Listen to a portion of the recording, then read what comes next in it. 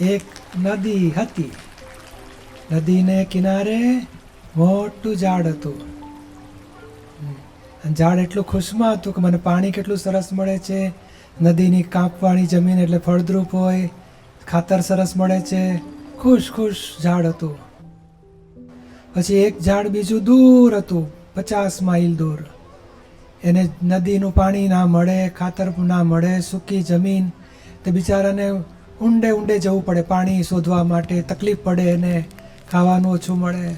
ઝાડને બહુ તકલીફ પડતી હતી, એ દુઃખી રહેતું હતું. પછી એક વખત વાવાઝોડું આવ્યું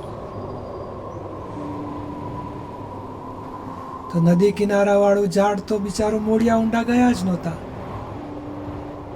પાણી તરત મળી જાય, ખાવાનું મળી જાય એટલે ઊંડું ગયું જ નહોતું, જલ્દી ગબડી પડ્યું. અને પેલું દૂરવાળું ઝાડને કશું ના થયું, કારણ એને ઊંડું ઊંડું જવું પડ્યું હતું, મૂળિયા મજબૂત કરવા પડ્યા હતા, એટલે વાવાઝોડામાં ટક્કર ઝીલી લીધી. એટલે આની ઉપરથી સમજવા જેવું શું છે, કોઈ દાડો મુશ્કેલી આવે ને તો ગભરાવું નહીં. મુશ્કેલીમાં આપણી શક્તિઓ વધારે પ્રગટ થાય, ખૂબ શક્તિઓ વધે, અને પછી ગમે તેવી મુશ્કેલીમાં આપણે પડી ના જઈએ, અડચણ ના પડે, ડિપ્રેશન ના આવે. એટલે દાદા ભગવાન કહેતા હતા કે અનુકૂળતા એ ફૂડ સમાન છે અને પ્રતિકૂળતા વિટામિન સમાન છે. જો વિટામિન ખાઈએ તો આ મુશ્કેલી આવે તો વિટામિન જેવું કહેવાય, શક્તિ વધે આપણી.